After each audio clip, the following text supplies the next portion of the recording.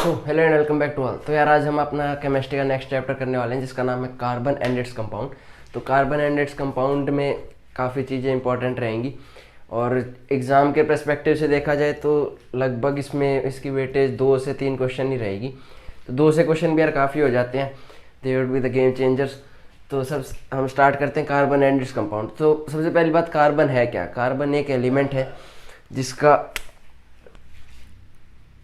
जो मास जो atomic number है वो 6 है और मास जो है वो 12 है। ठीक है, ये कार्बन की प्रॉपर्टी है। इसके बाद में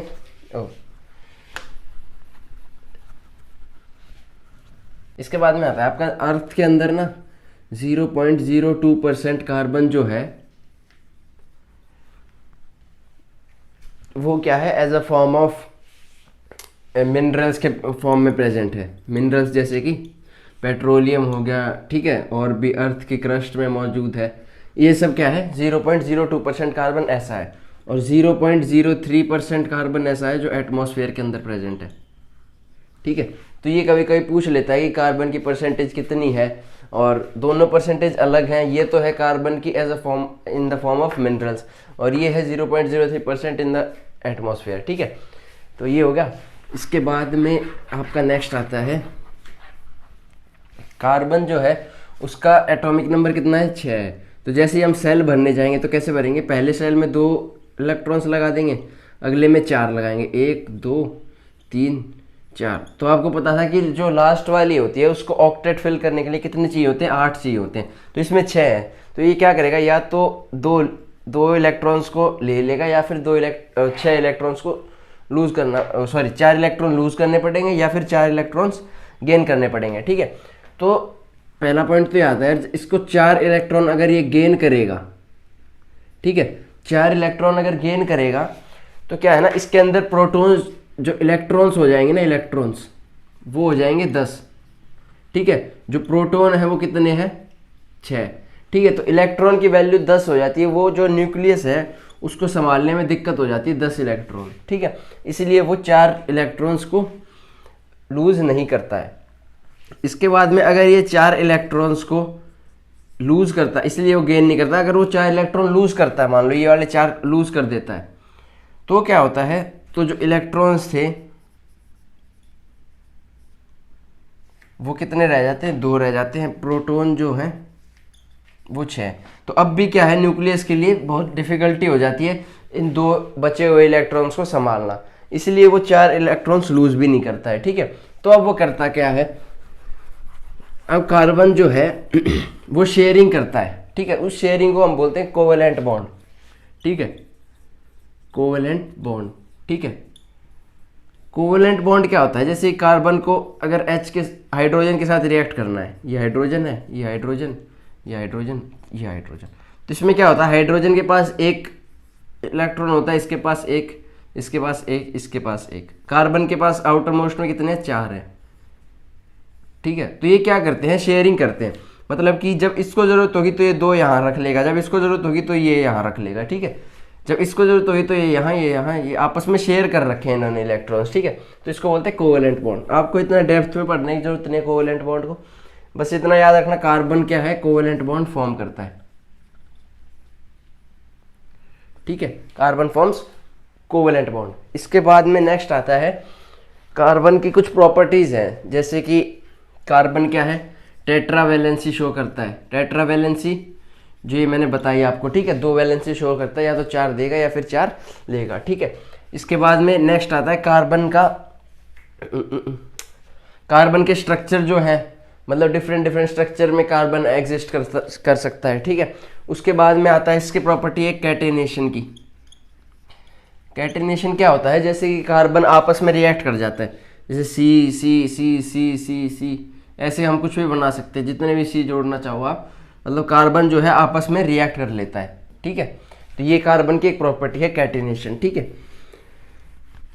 इसके बाद में नेक्स्ट आते हैं कार्बन के कुछ एलोट्रोप्स भी एग्जिस्ट करते हैं। ठीक है, एलोट्रोप्स क्या होते हैं, एलोट्रोप्स होते हैं जिनका एलिमेंट तो सेम है, मतलब कि कार्बन सेम रहेगा लेकिन उनकी प्रॉपर्टीज जो डिफरेंट रहेंगी। ठीक है, प्रॉपर्टीज बोले तो केमिकल प्रॉपर्टी तो सेम रहेगी, प्रॉपर्टी सेम, पर जो फिजिकल है ना वो डिफरेंट रहेगी। ठीक है, जैसे कि मैं एग्जांपल देके बताता हूँ। जैसे इसके एलोट्रोप्स हैं डायमंड, ग्रेफाइट, फ्लोरीन, फ्लोरीन बोलते हैं इसको, फ्लोरीन नहीं। तो डायमंड, ग्रेफाइट, फ्लोरीन, ठीक है। तो ये तीन है इसके एलोट्रोप। अब क्या है, ये बने तो हैं सारे कार्बन से। अब हीरा भी कार्बन से बना हुआ है और ग्रेफाइट भी कार्बन से बना हुआ है, लेकिन हीरा चमकता है, ग्रेफाइट नहीं चमकता। ठीक है, तो क्या हो गया, फिजिकल प्रॉपर्टीज डिफरेंट है लेकिन केमिकली दोनों सेम है। ठीक है, ये होते हैं एलोट्रोप्स। इसके बाद में एक प्रॉपर्टी आती है डायमंड जो है, कुछ पॉइंट्स हैं, ये पॉइंट्स इंपॉर्टेंट है, बाकी सब कुछ इंपॉर्टेंट नहीं है। डायमंड क्या है, हार्डेस्ट सब्सटेंस है।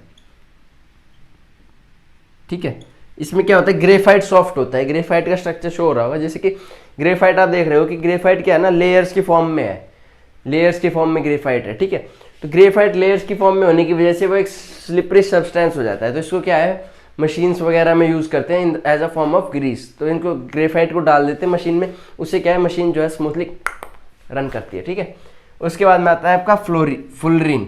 फुलरीन क्या है, ये भी एक कार्बन का वो है, एलोट्रोप है। इसमें भी इसकी कुछ प्रॉपर्टी है, जैसे कि फुलरीन को हम जैसे कि यूज़ कर लेते हैं, कोई कोई वेल्डिंग पर्पस में फुलरीन को यूज़ किया जाता है। ठीक है, फुलरीन का जो एक वो प्रॉपर्टी है वो क्या है, C60 प्रॉपर्टी नहीं है, मतलब एक पॉइंट है। C60 फुलरीन जो था वो पहला फुलरीन था जो डिस्कवर्ड हुआ था। ठीक है, तो first fullerene was discovered was C60। तो ये पॉइंट आपको याद रखना क्योंकि एनसीईआरटी में दिया हुआ है, C60 जो है फर्स्ट फुलरीन डिस्कवर हुआ था। ठीक है, और ग्रेफाइट क्या है, सॉफ्ट है, सॉफ्टेस्ट नहीं है, सॉफ्ट है। ठीक है, ये आपको डिग्री पता होगी कि first comparative degree, second comparative, third comparative, third उसके साथ रिएक्ट लगाते हैं जो सबसे बेस्ट होता है। ठीक है, तो हार्डेस्ट, तो सबसे ज़्यादा हार्डेस्ट डायमंड ही है, लेकिन ये सॉफ्टेस्ट नहीं है लेकिन सॉफ्ट है। इसके बाद में आपका आता है ग्रेफाइट जो है वो गुड कंडक्टर ऑफ इलेक्ट्रिसिटी है, गुड कंडक्टर ग्रेफाइट क्या है, गुड कंडक्टर ऑफ इलेक्ट्रिसिटी है। डायमंड क्या है, बैड कंडक्टर ऑफ इलेक्ट्रिसिटी। ठीक है, diamond, graphite, fluorine, done. Allotropes इतने तीन थे इसके। कार्बन एक और प्रॉपर्टी शो करता है, उसको बोलते हैं हम आइसोमेरिज्म।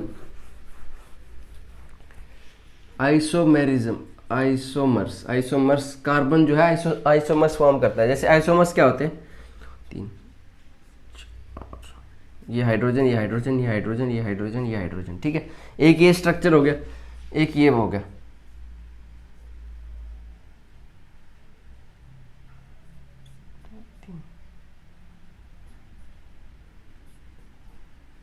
ठीक है, तो इसमें क्या देखा आपने कि दोनों चीज जैसे हम लिखेंगे तो C3 1 2 3 4 5 6 7 8 H8 1 2 3 3 कार्बन, H कितने हैं 1 2 3 4 5 6 7 8 H8।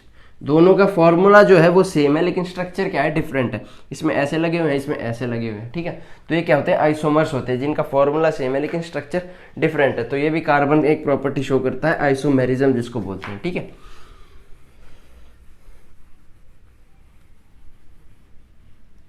फिर कुछ क्लास ऑफ कंपाउंड्स है, जैसे कि अल्कोहल है। अल्कोहल का जो लास्ट ग्रुप लगा रहता है वो हाइड्रोजन की जगह OH ग्रुप लगा रहता है। ठीक है, कार्बन के साथ। उसके बाद में आपके कीटोन है। कीटोन के साथ क्या है, कार्बन के साथ बीच में क्या लगा रहता है, एक डबल बॉन्ड ऑफ ऑक्सीजन लगे रहते हैं कीटोन में। ठीक है, उसके बाद में आपके एल्डिहाइड है। एल्डिहाइड में क्या होता है,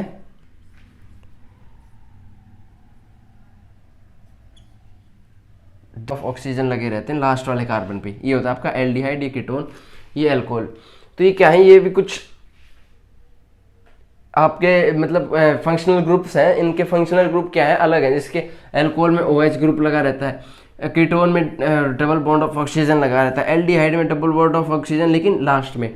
ठीक है, तो ये क्या है, फंक्शनल ग्रुप है। और जो फंक्शनल ग्रुप हाइड्रोजन को रिप्लेस करके लगे होते हैं उनको बोलते हैं हम हेटेरो एटम। ठीक है। हेटेरो एटम क्या होते हैं, जो फंक्शनल ग्रुप हाइड्रोजन को रिप्लेस करके लगे हुए हैं, जैसे इसमें OH है, इसमें डबल बॉन्ड ऑफ ऑक्सीजन है, तो वो क्या होते हैं, हेटेरो एटम, रिप्लेस हाइड्रोजन। ठीक है, ये हो गया आपके। यार आपका आता है केमिकल प्रॉपर्टीज कार्बन की, ये अभी तक डिस्कस करी, वो फिजिकल थी, ये केमिकल आएंगी। ठीक है, केमिकल प्रॉपर्टीज में क्या होता है, जैसे आपने देखा होगा, एक तो सबसे पहली बात तो सैचुरेटेड कंपाउंड, और एक होता है आपका अनसैचुरेटेड।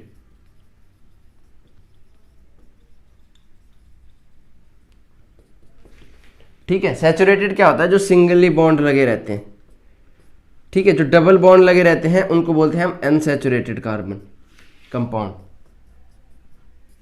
ठीक है, सैचुरेटेड क्या होगा, सिंगल बॉन्ड, अनसैचुरेटेड क्या होगा, डबल बॉन्ड। ओके, इसके बाद में क्या आती है, एक प्रॉपर्टी है, सैचुरेटेड कंपाउंड जो होंगे ना वो क्लीन फ्लेम देंगे आपको। अगर सैचुरेटेड कंपाउंड को जलाओगे तो क्लीन फ्लेम के रूप में जलेंगे, लेकिन अनसैचुरेटेड को जलाओगे तो वो क्या है कि येलोइश फ्लेम देंगे, जो कि थोड़ा गंदा होता है। इसीलिए जब भी आपका जो फ्यूल होगा वो गंदा होगा तो अनसैचुरेटेड फॉर्म में हो जाएगा। वो अनसैचुरेटेड फॉर्म में हो गया तो क्या है कि वो जो कंबशन करेगा वो क्या होगी, इनकम्प्लीट कंबशन होगी। पहली बात, अगर कंबशन इनकम्प्लीट है तो क्या होगा, आपका जो बीकर है उस पर क्या हो जाएंगे, ब्लैक ब्लैक निशान हो जाएंगे। उसका मतलब है कि कंबशन जो है वो इनकम्प्लीट हो रही है। और अगर येलो फ्लेम निकल रहा है उसमें से तो वो क्या है, अनसैचुरेटेड कंपाउंड है। ये अनसैचुरेटेड और सैचुरेटेड की पहचान है। ठीक है, इसके बाद में आपका आता है यार, जैसे वेजिटेबल ऑयल है, वेजिटेबल ऑयल, और एक आपका घी वगैरह, इनको क्या बोलते हैं, नेचुरल, एनिमल फैट बोल दो, एनिमल फैट। ठीक है, वेजिटेबल ऑयल, घी। तो इसमें क्या होता है, जो वेजिटेबल ऑयल है ना, इसमें क्या होगा, वेजिटेबल ऑयल जो होते हैं आपके अनसैचुरेटेड रहते हैं। ठीक है, और जो घी है वो आपका क्या रहता है, सैचुरेटेड रहता है। ठीक है, अनसैचुरेटेड और सैचुरेटेड मैंने अभी बताया था क्या डिफरेंस रहता है। तो इससे क्या पता लगता है, जो घी है ना हमारा, वो हमारे को नुकसान पहुंचाता है। वैसे तो हमारे जैसे कि जो नॉर्थन के एरिया है उसमें तो घी ज़्यादा पॉपुलर है, बट क्या होता है ना, रियल में जो घी है वो सैचुरेटेड है। तो सैचुरेटेड होने की वजह से वो क्या है, हमारी नर्व्स को ब्लॉकेट पहुंचा देता है। सैचुरेटेड होने की वजह से वो वहीं पे जम जाता है। और जो अनसैचुरेटेड है वो अंदर की हाइड्रोजन के साथ रिएक्ट करके अपना बॉन्ड को तोड़ देता है, और क्या हो जाता है, फिर आराम से फ्लो हो जाता है। लेकिन सैचुरेटेड ये नहीं कर पाता, इसके बॉन्ड को तोड़ना बहुत मुश्किल है। ठीक है, जैसे सिंगल बॉन्ड होता है ना, अगर सिंगल बॉन्ड होगा, बिल्कुल एक 1 to 1 रिलेशन होगा, तो उसको तोड़ना बहुत मुश्किल है। और जैसे ही दो जने रिएक्ट कर जाएंगे आपस में तो क्या है, उसको तोड़ना बहुत आसान हो जाता है। इस बॉन्ड को, एक को तोड़ना बहुत आसान हो जाता है। ठीक है, तो ये होता है आपका सैचुरेटेड और अनसैचुरेटेड का डिफरेंस। इसीलिए क्या होता है, घी आपका नुकसान पहुंचाता है और जो वेजिटेबल ऑयल है वो आपका नुकसान नहीं पहुंचाता है। और वेजिटेबल ऑयल को अगर घी वगैरह में कन्वर्ट कर, मतलब अनसैचुरेटेड और सैचुरेटेड में कन्वर्ट करना होता है, तो बेसिकली हम क्या करते हैं, हाइड्रोजनेशन करते हैं, हाइड्रोजन ऐड कर देते हैं, और वो एक बॉन्ड टूट जाता है उसका, आसानी से टूट के क्या होता है, हाइड्रोजन के साथ रिएक्ट कर लेता है और वो सैचुरेटेड कंपाउंड बना देता है। ठीक है, इसके बाद में यार नेक्स्ट आता है आपका सोप्स। ये बहुत इंपॉर्टेंट कंसेप्ट है, इस पे क्वेश्चन हर साल तो नहीं आता, मतलब कभी कभी आता है 1-2 साल में। जैसे इस बार नहीं आया तो क्या इस बार आ सकता है शायद, सोप्स एंड डिटर्जेंट। ठीक है, तो सोप क्या है, सोप क्या है, long chain of carboxylic acid, carboxylic, ये सबको पता होगा यार, long chain of carboxylic acid सब बोलते हैं। ठीक है, सोडियम एंड पोटेशियम के सॉल्ट होते हैं, सोडियम और पोटेशियम के सॉल्ट्स होते हैं, लॉन्ग चेन कार्बोक्सिलिक एसिड होता है। ठीक है, इसका एक फॉर्मूला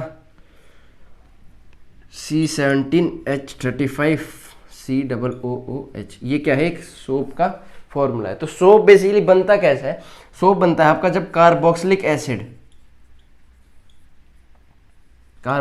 एसिड जब इथेनॉल के साथ रिएक्ट करता है तो क्या फॉर्म करता है, ईस्टर फॉर्म करता है। इस प्रोसेस को बोलते हैं हम ईस्टेरिफिकेशन।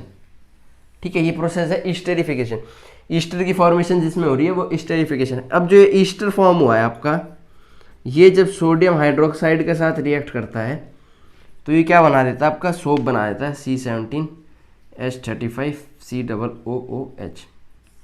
ठीक है, क्लियर है। तो इस ऐसे होती है आपकी सोप की फॉर्मेशन।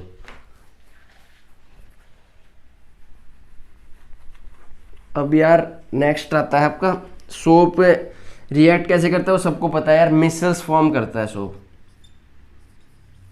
मिसल्स में क्या होता है, एक हाइड्रोफिलिक एंड होता है, हाइड्रोफिलिक, एक होता है हाइड्रोफोबिक। फिलिक फोबिक क्या होता है, फिलिक जो होता है ना वो पानी के साथ अटैच हो जाता है, और फोबिक क्या है, गंध के साथ अटैच हो जाता है।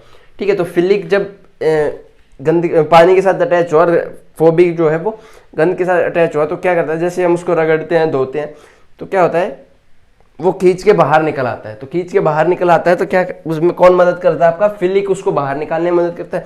फोबिक क्या करता है, गंद के साथ चिपक जाता है। इस जो ये फिलिक और फोबिक बने इनको बोलते हैं मिसल्स। मिसल्स की फॉर्मेशन कर देता है, और सोप क्या है, गंद को साफ करने में मदद करता है। ठीक है, तो और दूसरा यार आपके सोप क्या है, बायोडिग्रेडेबल है। बायोडिग्रेडेबल मतलब बायोडिग्रेड हो जाते हैं सोप्स। और एक और पॉइंट आता है, सोप क्या है, स्कम की फॉर्मेशन करते हैं। ठीक है, स्कम क्या होता है, जैसे लेदर होता है आपका झाग, लेकिन स्कम क्या होता है, मतलब चिकनाहट सी होती है, झाग जैसी होती है हल्की हल्की, लेकिन वो क्या है, वो थोड़ा हार्म पहुंचाती है। तीसरी बात, सोप क्या है आपका, हार्ड वाटर के साथ रिएक्ट नहीं करते हैं। अगर हार्ड वाटर होगा तो सोप क्या है, अच्छे से काम नहीं करेगा। ठीक है, ये आपके सोप हो गए। इसके बाद में नेक्स्ट डिटर्जेंट। डिटर्जेंट क्या होता है, डिटर्जेंट भी सेम वही है, लेकिन डिटर्जेंट क्या है, एक तो नॉन बायोडिग्रेडेबल है। ठीक है, दूसरा क्या है, ये अमोनिया के सॉल्ट होते हैं, अमोनिया सॉल्ट। ठीक है, तीसरा क्या है, जो डिटर्जेंट्स होते हैं आपके, उनके अंदर ईस्टर डाला जाता है, किसके लिए, फ्रेगनेंस के लिए। सोप में भी डाला जाता है ये। और चौथा, हार्ड वाटर और सॉफ्ट वाटर दोनों के साथ रिएक्ट करता है ये। वो क्या था, वो हार्ड के साथ नहीं रिएक्ट करता है। ठीक है, तो ये आपके डिटर्जेंट की प्रॉपर्टीज है। सेम प्रॉपर्टी है सोप की वाली और डिटर्जेंट की, बस फर्क क्या है, नॉन बायोडिग्रेडेबल, हार्ड सॉफ्ट दोनों के साथ रिएक्ट कर जाता है, अमोनिया का सॉल्ट है, बाकी सब चीज़ें सेम है। अब बोले सारी तो अलग हुई, फिर सेम कौन सी है, सेम मतलब मिसल्स की फॉर्मेशन सेम है। चौथा एक यार, ये लेदर फॉर्म करता है। लेदर क्या होता है, आपका झाग होता है लेदर। ठीक है, वो क्या फॉर्म कर रहा था, स्कम फॉर्म करता है, अगर वो हार्ड वाटर के साथ रिएक्ट करेगा तो। ठीक है, तो ये सोप्स और डिटर्जेंट हो गए। कार्बन एंड इट्स कंपाउंड आपका हो गया। इसके बाद में एक चैप्टर और बचा है, पीरियोडिक क्लासिफिकेशन। उसके बाद में एक मिसलेनियस चैप्टर, जिसमें हम इंपॉर्टेंट पॉइंट जो बच गए होंगे वो देखेंगे, और आपका केमिस्ट्री कंप्लीट हो जाएगी। तो एक से या 2 दिन लगेंगे केमिस्ट्री होने में। केमिस्ट्री का पूरा सिलेबस हो जाएगा। Next we will move to physics and then bio. तो यार बस यही था आपका आज का topic. I hope you enjoyed the video.